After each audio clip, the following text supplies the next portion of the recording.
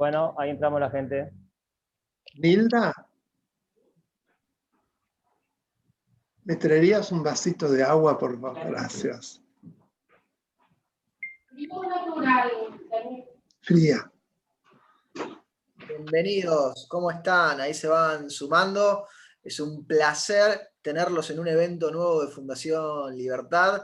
Hoy con un invitado de lujo, un abogado que no necesita presentación, pero las formalidades implican que uno debe hacerlo como corresponde. Él es el doctor Daniel Sapsay, es profesor titular y director de la carrera de posgrado de Derecho Constitucional. Es lo que se conoce comúnmente, coloquialmente, como un constitucionalista de esos de talle y fuste.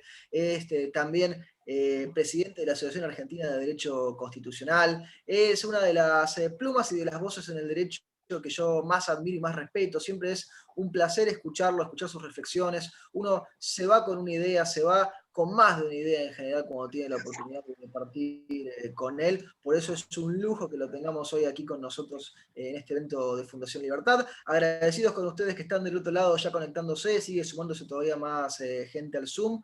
Vamos a charlar con el doctor Sapsay. La idea es tener una charla relajada sobre algunos temas de justicia y de derecho que tienen que ver con las problemáticas más acuciantes en la Argentina de nuestros tiempos. Siéntanse libres también, si quieren ir sumando sus preguntas desde ya en la ventana del chat que tienen ahí a su derecha en la pantalla, si lo están haciendo desde su computadora, y si no, bueno, tienen los botoncitos en sus tabletas o en sus celulares. Doctor Sapsay, qué lujo, qué honor tenerlo aquí con nosotros. Bienvenido.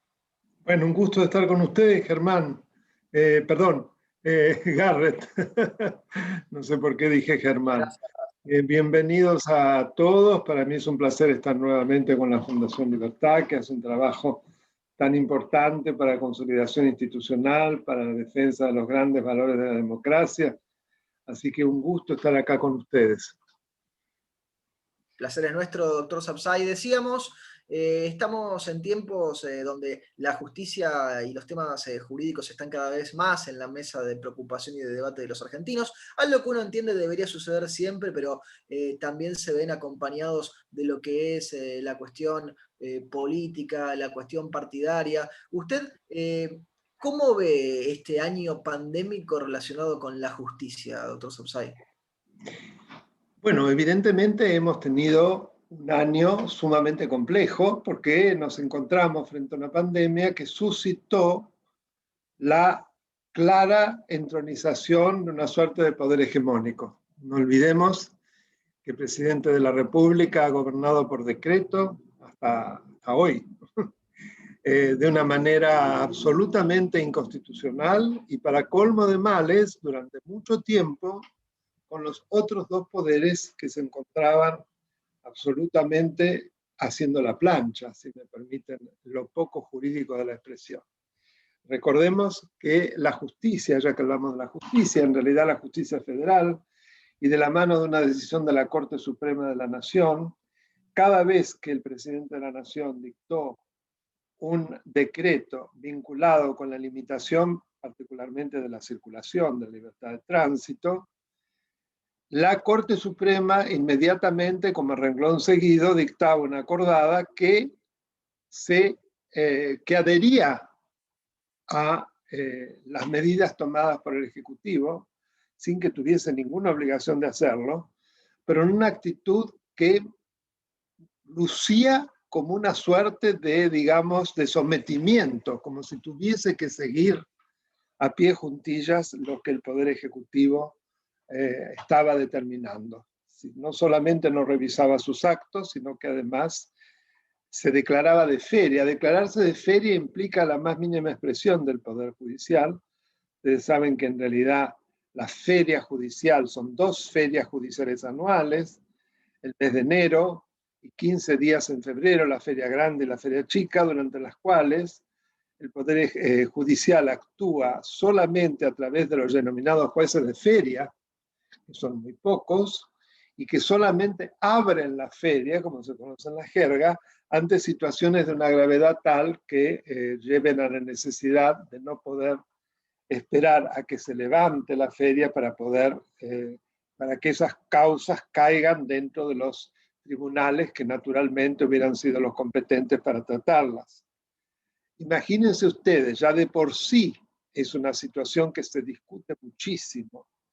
Es decir, si se justifica que uno de los poderes permanezca prácticamente de vacaciones, la feria es muy simpático, pero de vacaciones, durante un mes y medio.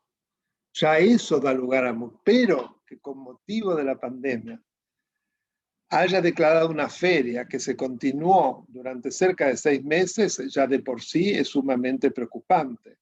Así que creo que como una manera de prolongar la consideración de la situación de la justicia, ya esto nos señala además un temperamento. No ocurrió así en muchas de las justicias provinciales, donde la feria fue muy corta y luego los jueces y los tribunales superiores se pusieron los pantalones largos y decidieron trabajar. Porque sabemos muy bien que con determinados protocolos y determinadas posibilidades de protección, inclusive rotación de personal, hasta se comprendería una demora mayor. En prácticamente todo el mundo, hablo de los países democráticos, no pasó esto.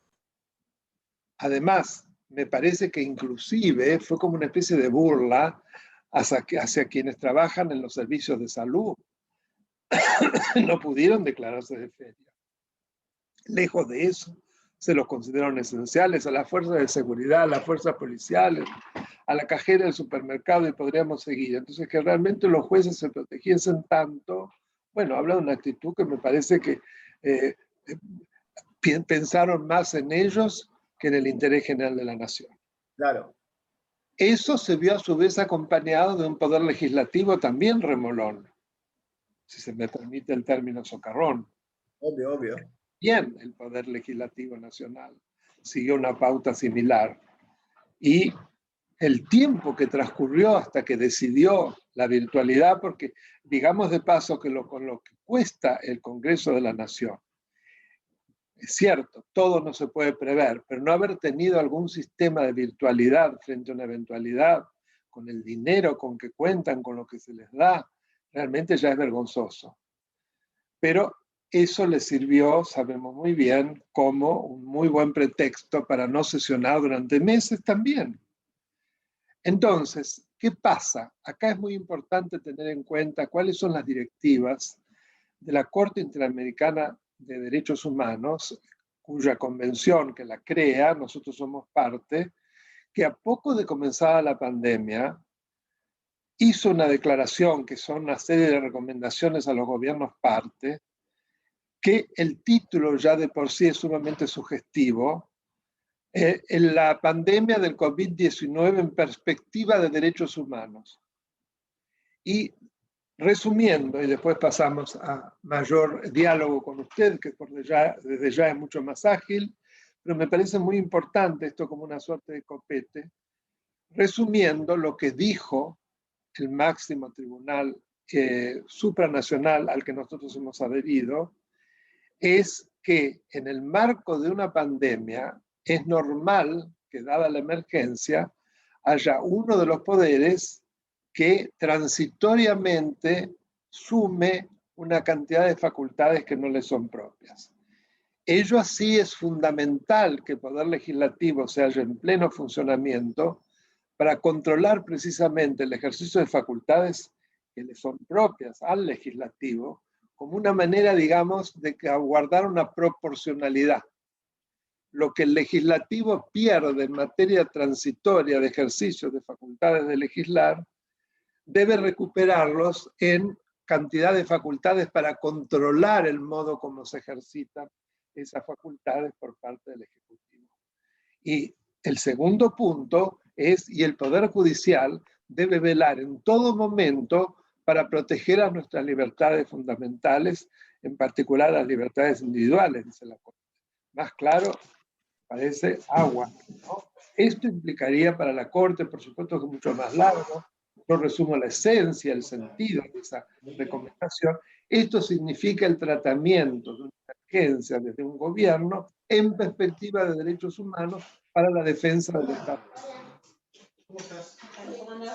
Doctor Santay, aprovechamos para silenciar, por favor. se ha colado un tío. Ahí estamos. Bien, le decía, doctor Sapsay, usted marcaba muy bien un panorama recién de lo que ha sido este último año, con algunos puntos y unas pautas que son claramente vitalísimas. Lo llevo para algo de lo que ha opinado usted, que ha marcado tanto las cuestiones jurídicas como políticas, que tiene que ver con las elecciones y su aparente postergación, ¿no? Digo aparente porque si bien se anda diciendo y cada vez se habla con más firmeza, todavía no hemos visto documentos jurídicos al respecto, ¿no? De cómo esto se terminaría haciendo si se hace. ¿Cuál es su análisis sobre esta situación tan importante, doctor? Mire, para mí el análisis es una situación de alarma. ¿Por qué digo esto? Porque si la Argentina en su evolución institucional ha tenido un serio escollos en el traspaso del poder, para ir, digamos, a lo que sería el ejemplo más brutal, son los 53 años durante los cuales tuvimos 5 golpes de Estado, en una suerte de extraño péndulo de que pasábamos del gobierno de los votos al gobierno de las botas como algo de lo más normal, con lo que implicó como destrucción para el desarrollo del país por la cuota de inseguridad jurídica, de violación de garantías fundamentales, de no respeto de nuestra Constitución. Bueno, no hace falta que les comente a ustedes que son precisamente un auditorio sumamente concientizado. A eso se agrega una situación en donde durante prácticamente todos los traspasos de poder han habido anomalías. Recordemos que ya el doctor Alfonsín debió renunciar casi 6 meses antes, que eso llevó a un cambio del calendario electoral, que ese cambio del calendario electoral llevó a un alargamiento del primer mandato del expresidente Menem, y que luego esto no terminó allí, ya que el gobierno de la Alianza terminó 2 años antes, y que eso generó a su vez una especie de martingala de poderes, de presidentes, que fuimos el hazmerreír en el mundo, pero que el que es designado presidente provisorio, el doctor Duhalde, también debe acortar su mandato de 2 años a 1 año y medio, porque tuvo serios problemas. Ya recuerdan cuáles fueron los problemas, pero nuevamente se desbarata la continuidad institucional. Y luego con la designación, la elección de Kirchner también, porque como se cambió, también hubo que cambiar el calendario. Es decir, es como una especie de chicle para nosotros tocar a la Constitución. Y acá creo que el ejemplo más cabal de cómo se deben hacer las cosas es los Estados Unidos de América. ¿Por qué digo esto? Porque allá todos los presidentes se han ido sucediendo sin solución de continuidad, de conformidad con lo establecido en la Constitución. No solo la fecha, sino el día. Es siempre el primer martes de noviembre para todas las elecciones generales. Las elecciones generales, como sabemos, cada 4 años son para presidente y vicepresidente, y para la renovación parcial, la mitad de la Cámara de Diputados y 1/3 de la Cámara de Senadores. Y a su vez hay una, una nueva renovación parcial, que en los Estados Unidos es distinto porque la Cámara de Diputados, que se llama representantes, cada 2 años se renueva en su totalidad, no hay renovaciones parciales, pero no importa. De todos modos tiene que tomar lugar cada bienio, y ese bienio se calcula exactamente en función de la fecha de la elección presidencial. Entonces, es como una suerte de continuo. Es un país que torna previsible algo que es fundamental: el tiempo de duración de sus autoridades electivas, la previsibilidad que nunca falla, porque siempre se da eso, y de resultas de ello un país próspero. O sea, cuando algunos me dicen, bueno, pero eso es para un país que tiene otra mentalidad, bla, bla, bla, bla, le digo, bueno, la mentalidad la tiene diferente porque tiene otra cultura política, porque cumple con las reglas. ¿Qué quiere decir? ¿Por qué nos tenemos que tirar a menos? ¿Que nosotros somos unos salvajes que se justifica que no cumplamos nada? Y además que nos vaya tan mal, pero si nos fuese bien por lo menos, No digo que esté bien, pero nos va pésimo. Es decir, desde el acordado de la Corte Suprema de 1930, que justificó el primer golpe de Estado, el país no dejó de descender. Después el populismo, y bueno, las pruebas al canto. Entonces, volver nuevamente parece como un déjà vu absolutamente infame. Digo, un mes, nada más que un mes, siempre es esta cosa stretch. No importa, aunque sea un día, hay que cumplir con lo que dice la Constitución. Ahora, afortunadamente, por lo que escucho, la oposición, la mayor oposición, que es Todos por el Cambio, no estaría finalmente dispuesto a acordar. Me alegro, porque creo que sería un error enorme si los del medio, esos 21, le dan los votos, que paguen el costo político. No creo que se lo den, porque así como no se lo han dado para la reforma de la justicia, ni hasta ahora para la ley de reforma de la Procuración General de la Nación, menos creo se lo van a dar para esto, no porque la mayoría de ellos no sean capaces de sucumbir a la tentación de lo que les puedan ofrecer, sino porque sabe que hoy han sido muy visibilizados por el trabajo de ciertas organizaciones no gubernamentales que mostraron las fotos, número de teléfono, los mails, y saben que es muy probable que si hacen semejante trapisonda no los elijan nunca más. Así que creo que no podrían. Por algo tratan de seducir tanto a Todos por el Cambio. Ahora, porque son procesos de seducción que pueden pasar al odio en horas. Esa es una cosa absolutamente esquizofrénica. Así que me preocupa muchísimo que a casi 40 años de transición democrática, todavía lo más importante, que es cuándo deben celebrarse las elecciones y el tiempo de duración de los mandatos, no sea un tema que haya quedado saldado.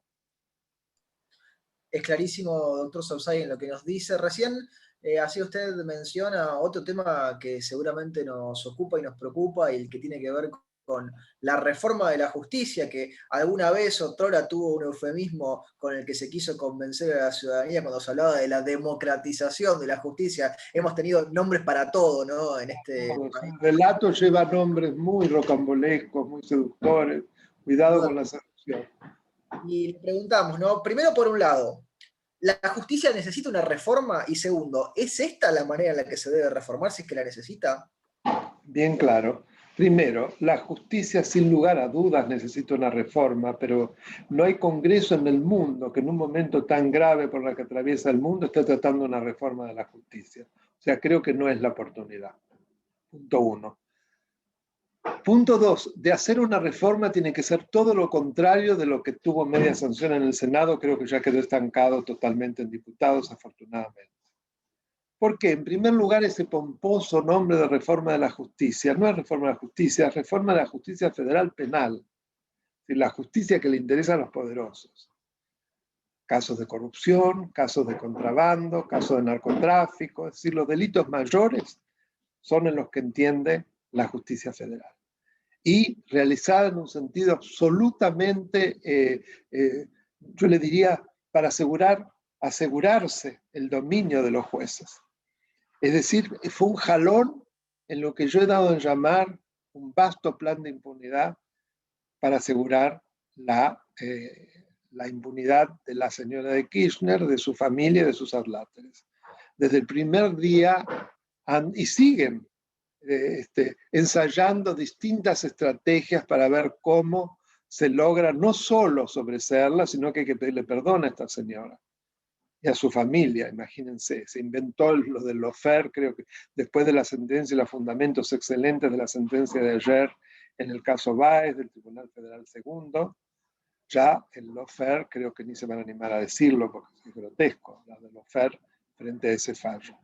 Ustedes saben que el extracto de ese fallo es que lo que está diciendo el Tribunal Federal es que el lavado de dinero que hacía Báez era un dinero, lo cual está demostrado, que provenía de una asignación absolutamente corrupta de obras públicas, que esas obras públicas estaban al mando de una asociación ilícita cuya jefa es la señora de Kirchner, y que, por lo tanto, lo que queda bien claro es que hay un link, una relación absoluta entre esta causa del dinero K y la causa de vialidad. Las dos están íntimamente ligadas, por lo tanto, esta va a retumbar totalmente en la otra, y de ahí a que esperemos muchas otras desesperaciones para ver cómo se hace, porque le pinta mal la cosa a la señora. La verdad que lo de ayer es un masazo, está calladita. Cuando habla ya sabemos lo que sale de esa boca, pero por ahora está calladita. La estrategia de insultar y demás no le sirvió. Yo lo dije desde el principio, eso lo hace una persona que está desesperada. Si no, no hace eso. Y además lo hacía porque es muy astuta para que los jueces respondiesen y entonces ella los recusase. Como tuvieron la gran inteligencia de quedarse de una sola pieza, las dos oportunidades en que ella utilizó la misma estrategia, siguen los mismos jueces. Y la gente por ahí no se da cuenta y decía, pero ¿cómo es posible que le permitan? No, está muy bien, le tienen que permitir porque si no, los va a recusar. Los va a recusar y ahora que están en el poder van a encontrar la vuelta para poner jueces amigos que entiendan esas causas. Así que está muy bien. De todas maneras, habla de la calidad humana de esta persona, cuando es muy cobarde denigrar a personas cuando se sabe que no pueden responder. No sé si le respondí. No, nos ha hecho una narrativa con una descripción recién en estos últimos tramos, doctor Sapsay, que me quedaba pensando y me la representaba, ¿no? Yo creo que incluso la gente también en la audiencia debía estar recordando muchos de los dichos de Cristina en esa estrategia procesal, en un intento de poder sacarse de encima a los jueces naturales de las causas. Mencionó antes, doctor Sapsay, un término que desde el oficialismo se dice mucho y que nos interesaría mucho conocer su opinión, esto del lawfare.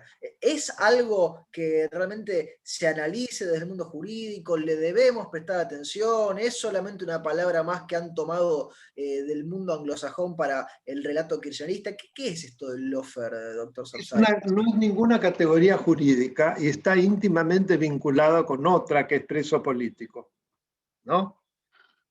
Como se trata de un lawfare, es decir, de una suerte de guerra judicial, las personas que son alcanzadas por esos perdigones son presos políticos. Bueno, empecemos de dónde viene el lawfare, como usted muy bien dijo, viene del derecho anglosajón y curiosamente viene de la derecha militar, ¿no? Pues estos toman mano de lo que sea, se las dan de progre y toman un término que el origen es de la derecha militar americana. Es decir, después de la Primera Guerra Mundial, como se habían cometido abusos y sobre todo violaciones a lo que eran en ese momento las únicas convenciones que regulaban la guerra, que eran las convenciones de Ginebra. Grupos, defensores, ni se llamaban ONG, defensores de derechos fundamentales, ni se hablaba de la noción de derecho humano en los derechos fundamentales, iniciaron procesos alegando que aún durante la guerra debía ser encuadrada en reglas, y las reglas existían, eran las convenciones de Ginebra, de la cual Estados Unidos era signatario. Entonces, frente a eso, los militares que empezaban a recibir las imputaciones respondieron que era una campaña del comunismo internacional para destruir a los patriotas americanos que habían salvado al país. Fíjense ustedes, ¿de dónde viene? Ellos lo traspasan a que es una campaña del capitalismo concentrado con en los medios de comunicación, todo es concentrado. Usted es muy joven, la sopa Roico cuando aparecieron, debe haber varios que me acuerdo de concentrado. No sé por qué siempre que empiezan con el concentrado me acuerdo de los caldos concentrados Nor y Roico. Que están persiguiendo a los líderes populares de América, porque de paso lo trasladan a Lula, a Correa, a Evo Morales, son todos angelitos. Y que el producto de ellos los quieren sacar porque son los que defienden los intereses del pueblo. Por lo tanto, serían prisioneros políticos. Ahora, los prisioneros políticos hay que explicarle que son las personas que son encarceladas por sus opiniones o por un accionar de tipo político en una campaña. Esto pasa en todas las dictaduras. Estos no, estos son procesados por corrupción. ¿De qué preso político me habla? Es político preso. O sea, no se sostiene con el más mínimo análisis. Pero claro, como sabemos que es una suerte de secta, en donde es una especie de religión basada en una especie además de verticalismo absoluto, Muchísima gente lo cree, el Instituto de Patria, como otros no lo creen, pero les viene muy bien, vamos a decir que Vudú se la cree, ¿no? Además, yo les diría que han sido de los juicios más prolijos. Les han dado posibilidad de defenderse en cantidad de instancias. Los fundamentos de la sentencia, que no olvidemos que la segunda, en el caso de Vialidad, porque ya hubo la primera, que fue precisamente la instrucción del proceso. Los fundamentos son 3.000 carillas para llegar a la conclusión que les dije. Han podido ser defendidos por la plata que tienen, plata, mala vida, para pagar a los mejores abogados penalistas. Es decir, nadie en la Argentina, que está, claro que están muchísimos sujetos a prisión preventiva injusta. En la provincia de Buenos Aires es una cosa que se ha denunciado. Desde ya la mayoría de los presos son presos que están en prisión preventiva, se han violado todas las garantías, se violan todos los plazos y muchas veces tienen prisión preventiva más larga que lo que les hubiera correspondido por el máximo del delito que se les imputa. Eso nunca dicen. Claro, eso es para la gente popular, la gente del pueblo. ¿No? Ellos, en cambio, ahí descubrieron lo maldita que es la prisión preventiva, qué cosa espantosa la prisión preventiva, que somete, que viola los derechos. Sí, los derechos de estos multimillonarios, de dinero mal habido. En fin, por lo tanto, realmente no se sostienen todas estas defensas y creo que poco a poco la olla se destapa. Lo que se ha demostrado sobre todo es que, como creo que es el fenómeno de corrupción, y lo digo solo yo, más importante de la historia de la Argentina, algunos dicen que prácticamente del mundo, que solamente se puede comparar con el matrimonio Marcos de Filipinas o Mobutu, es decir, hay que ir a casos muy extremos, semejante cantidad de dinero robado. Es muy difícil, expandido en tantos procesos, muchos empezaron en la época de ella, cuando se dice que fue el macrismo, que los quería meter. Incluyendo todos los procesos más grandes empezaron durante el gobierno de Cristina. Entonces, no se sostiene de ninguna manera, han tenido el máximo de garantías. Las pruebas son tan absolutamente, terriblemente, los incrimina, pero los hemos visto por televisión. Eso le debemos a la Nata, a Viñas, al Conradamón y algunos más que se jugaron realmente. Y pudimos cómo contaban dinero, cómo embolsaban. Es decir, lo vimos, la prueba la vimos la tortuga Casanelo, todo lo que sabemos es grotesco. Sin embargo, siguió. Es imparable. Esa es la realidad. Y esa es la desesperación de esta mujer. Sobre todo que no hay duda que las elecciones los ponen en un brete, porque las tienen que ganar o ganar. Si se caen las elecciones, esto va a ir mucho más rápido. Los jueces son tiempistas. Pero, y acá creo que hay que poner el acento, sobre todo hablando en una organización como la de ustedes, hay un nuevo actor político en la Argentina, que es la sociedad, que yo he llamado sarampión cívico y que tuve el honor de que en un editorial del Diario de la Nación, como dice el doctor Daniel Sapsay, el consejero Daniel Sapsay, estamos viviendo una suerte de sarampión cívico. Y es absolutamente así. Es decir, esa gente, entre las cuales me cuento, que salimos a la calle en 9 banderazos, impactantes, sin un solo hecho de violencia, sin dejar un solo papel en una de las calles, además respetando lo máximo posible, que muchos fueron automóviles, el distanciamiento social, el barbijo, etc. No fue como el funeral de Maradona o el tema del aborto, ¿no? Toda la gente absolutamente ensamblada. Se logró parar cantidad de cosas, empezando por Vicentín.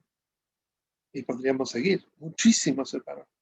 Bueno, se estancó la reforma de la justicia, hasta ahora se estancó la de procuración de la nación. Muchísimas cosas que no creíamos posibles. Se estancó la posibilidad de sacar a patadas al doctor Casal. Sigue Soria, que es una especie, digamos, ¿cómo podría decir? De un personaje realmente increíble desde el punto de vista de su grosería, su desfachatez, la boca que tiene, como un perro Rottweiler que pusieron allí, pero que no asusta a nadie. Yo creo que resta, porque abroquela a lo que queda todavía independiente del Poder Judicial, que es la mayoría, no tengo duda alguna, porque se sienten tan absolutamente degradados que una mínima dignidad los lleva a una ponerse más fuertes. Y también pasa lo mismo en la Cámara de Diputados. Lo de ayer fue lastimoso, verlo este energúmeno hurlando. Y además creo que fue muy inteligente que Todos por el Cambio no estuviese. Doctor Sapsay, una claridad meridiana recién en los conceptos que generosamente nos prestaba, digo, lo del lawfare. Hay varios que van opinando en el chat y que se van sumando. Vamos tomando algunas preguntas del público como para ir matizando. Digamos que hemos ido subiendo en los escalones del Poder Judicial y José Pérez pregunta, ¿y por qué la Corte Suprema no actúa? Y yo le sumo ahí, doctor Sapsay, ¿usted qué rol ve actualmente en la Corte Suprema de Justicia en todas estas discusiones que se están dando sobre la corrupción, bueno, las causas? Es una pregunta clave que hay que empezar entendiendo cómo es nuestro sistema judicial y cuál es el marco jurídico en el que actúa una Corte Suprema de Justicia en función de un control difuso que tiene solamente consecuencias para el caso, etcétera, etcétera. Es decir, la Corte Suprema no puede actuar preventivamente, no puede tomar un caso de oficio. A la Corte Suprema llega por recurso extraordinario, por apelación, por queja, pero que está dentro de, son tecnicismos, como instancia extraordinaria, es decir, normalmente los casos se terminan en los tribunales inferiores. Esto es en la justicia de primera instancia, la justicia de segunda instancia, en el caso penal en una tercera instancia, que es la Cámara Nacional de Casación. Solo cuando se dan las circunstancias estrechas de la Ley 48, recurso extraordinario, porque ha habido un agravio a derechos reconocidos en la Constitución Nacional y ahora tratados internacionales con jerarquía constitucional en materia de derechos humanos, la Corte va a analizar el caso. Entonces, ya es un sistema que para controlar una pandemia es malo. Vamos a decir la verdad, para que se dé una idea cómo es el sistema, por ejemplo, en España, en donde se dicta a los pocos días de la pandemia por el Congreso el estado de alarma. Es un marco jurídico, pero que es dictado por el Congreso. No es un DNU que aparece como una especie de pájaro volador que aterriza. No, es el Congreso en donde se debatió, en donde se decidió en un menú de distintos institutos de excepción el estado de alarma, que dentro de todo es tal vez el más benigno. ¿Pero qué implica? Implica que fue el Congreso el que dio las directivas dentro de las cuales el gobierno, que es el Consejo de Ministros con el presidente del Consejo de Ministros, que es como un primer ministro, es un problema terminológico, va entonces a dictar las medidas en la emergencia para hacer frente a la pandemia. Ahora bien, ¿cómo se ejercita el control legislativo? Cada 15 días se revisan todos los actos que ha llevado a cabo el presidente del Consejo de Ministros, hoy Pedro Sánchez. Tiene que asistir, ya se hizo el análisis y es común que se anulen muchas de las decisiones porque se consideran que salieron del ámbito de lo que fue la declaración legislativa de estado de alarma, que es como una delegación. Además, tenemos el control jurisdiccional. El control jurisdiccional es un control jurisdiccional basado en el sistema kelseniano de la Constitución austríaca de 1920, es decir, hay un órgano que se llama en España el Tribunal de Garantías Constitucionales, que opera sobre todo de oficio. Es decir, si ve que hay algún acto que es contrario a lo que la Constitución establece, puede anularlo, puede declarar la inconstitucionalidad y eso va a tener efectos erga omnes para todos, no solo para el caso. Es un sistema diferente que tiene sus cosas a favor y sus cosas en contra, pero que no hay duda que en el marco de una emergencia se da en los hechos lo que recomendó la Corte Interamericana.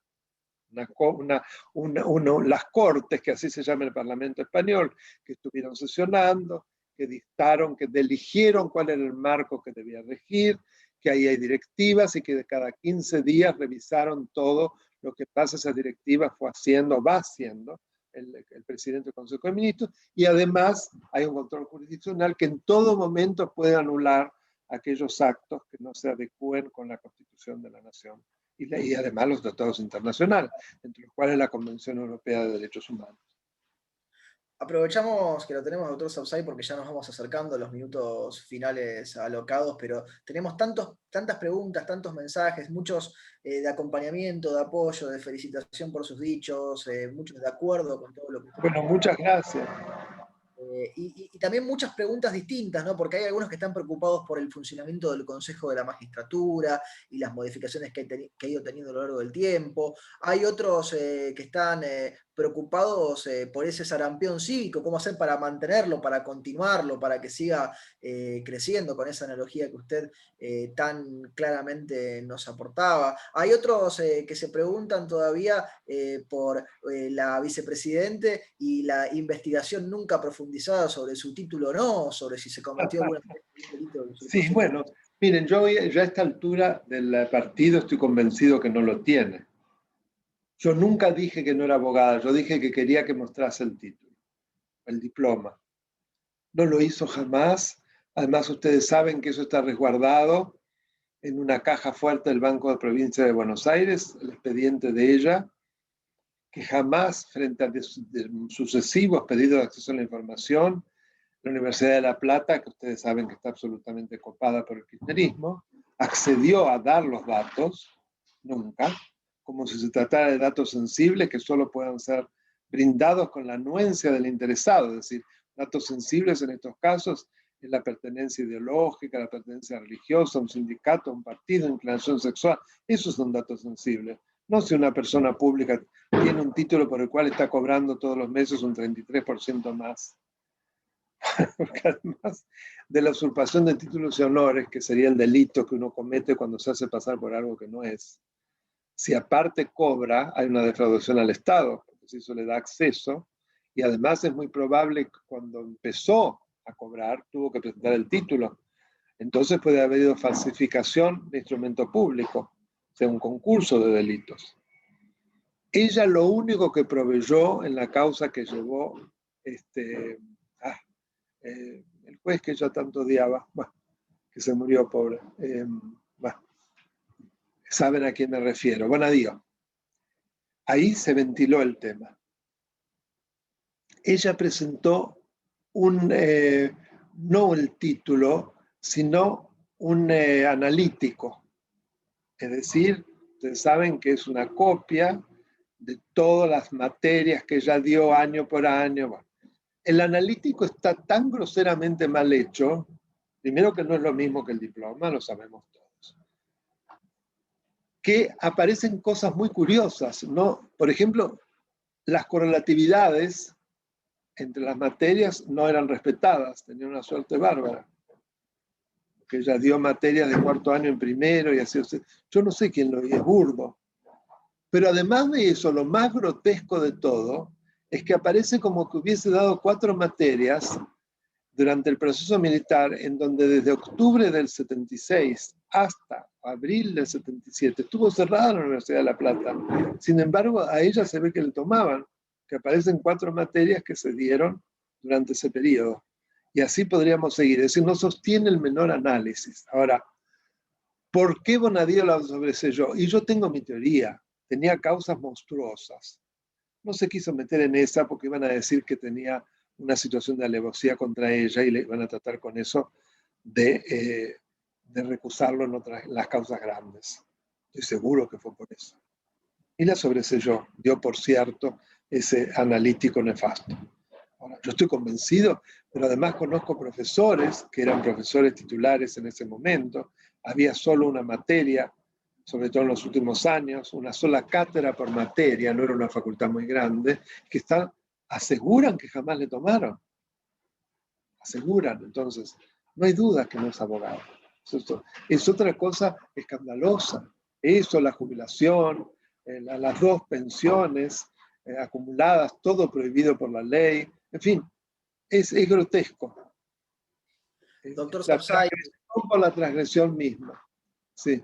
la transgresión por la transgresión misma, fuerte y potente la imagen. Yo creo que me sumo a lo que deben estar sintiendo todos cuando lo escuchamos, doctor, que es que nos imaginamos esa imagen que nos está pintando en el lienzo, y por eso qué mejor que aprovecharlo para darle cierre a esta locución, que retomar de nuevo lo del sarampión cívico e irnos con una imagen quizá optimista, de proyectiva, de lo que usted ve por delante. Obviamente que nos ha planteado un panorama que tiene sus complejidades, que tiene sus óbices, sus obstáculos, pero ¿usted cómo ve este sarampión cívico Yo continuo? lo veo con un optimismo moderado, porque fíjese que hemos asistido a un nuevo sarampión cívico, que es la rebelión de los padres de los alumnos.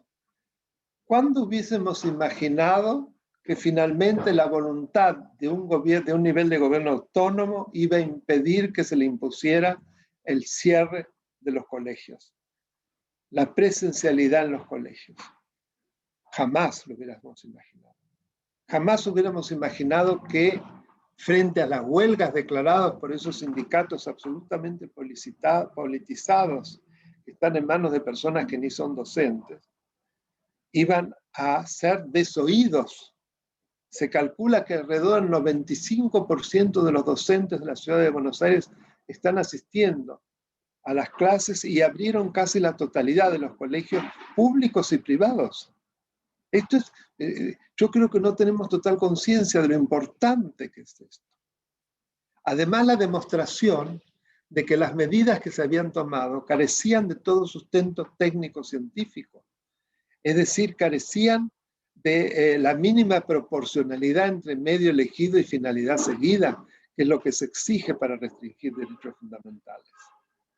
Porque no subieron los casos. Mire, recién escuchaba, después de la reunión entre los 3 jefes de gabinete, que ahí se demuestra el fracaso, que tuvieron que bajar la cabeza.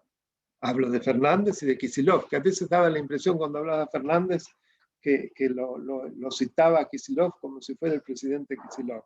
En todas estas, no sé si recuerdan, una cosa grotesca también. Bueno. Que se tuvieron que sentar los jefes de gabinete. Claro, por primera vez los jefes de gabinete, porque no van a dar brazo a torcer, no tienen la grandeza de ir ellos. Pero salieron diciendo que había quedado demostrado que con la presencialidad en la capital no habían subido los casos. O sea que fue un capricho. Y fue además un capricho dirigido a debilitar al principal, digamos, distrito gobernado por la oposición. Esa es la verdad. Una cosa hecha con una motivación absolutamente política, todo lo que no se debe hacer. Es decir, aprovechar de la pandemia para destruir al adversario que es tomado como un enemigo. Ya había pasado con la detracción de fondos. Con lo cual, para mí, con lo que pasó hoy, ya se tornó abstracto el caso. Ya está. La Corte, yo creo seguro. Ellos mismos se la vieron mal cuando esperaron los 5 días para contestar el informe en el caso de la acción declarativa de certeza ante la Corte, para dar tiempo, porque se dieron cuenta que les venían muy mal la mano cuando la Corte, además, tan velozmente, la Procuradora Fiscal, que es la segunda de Casal, declara la competencia originaria para la ciudad de Buenos Aires. Fue un hito en horas, nunca lo vi. Que la Corte Suprema tomara el caso prácticamente de inmediato después del feriado y que confirmara la competencia originaria, que todavía ellos tuviesen el tupé con ese fallo, que es una cosa monstruosa, que habría que echarlo a este juez Furnari. Hay que seguir el periplo de cómo llegó Furnari, pero eso es otra historia, ¿no? Que empieza con una excepción en cuanto a la incompetencia de la Corte Suprema, porque la ciudad de Buenos Aires no tiene competencia originaria. Cuando la Corte acababa de declararla, y al mismo tiempo, como un juego de pinzas, lo digo porque no son todos gente de derecho, no tenían por qué seguir, al mismo tiempo presentaron, previo a la audiencia de conciliación en el tema de detracción de fondos, que tuvo lugar el miércoles, una excepción de incompetencia porque la ciudad no tiene competencia originaria, que es hasta una cosa de falta de respeto al máximo tribunal, que acababa de decir que sí. Además han habido 4 fallos ya, desde Corrales, Cava contra la provincia de Córdoba, Nisman, etcétera, donde la Corte cambió la jurisprudencia, solo quedó aislada como único voto Hayton de Nolasco, pero los otros 4 adoptaron lo que había sido los votos en disidencia, que curiosamente el de Zaffaroni y el de Argibay. Por eso Zaffaroni está callado, porque él era el que precisamente abogaba, con toda la razón, ¿eh? Por eso lo mandan a Barcesat, hablando del municipio de la ciudad. Todo eso quedó absolutamente, además la Corte inmediatamente rechazó la excepción de incompetencia por in limine, o sea, ni se puso a analizar, es casi algo humillante para un abogado que le rechacen el máximo de in limine.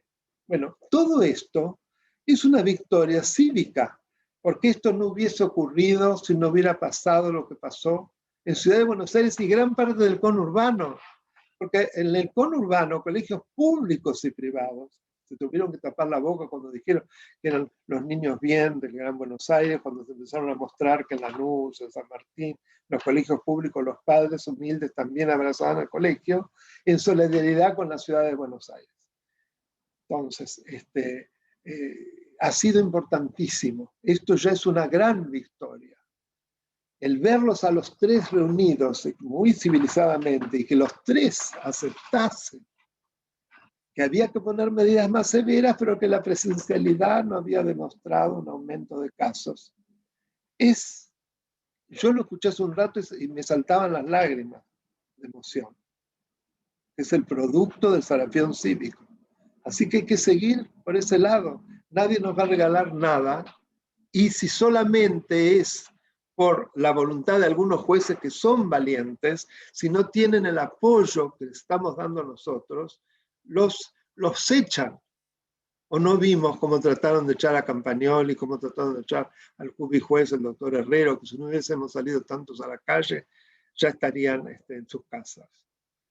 ¿No es cierto? Entonces, es fundamental que nosotros tomemos este rol de habitantes de una república y nos juguemos, porque lo que se puede perder es gravísimo. Es Venezuela, es la verdad.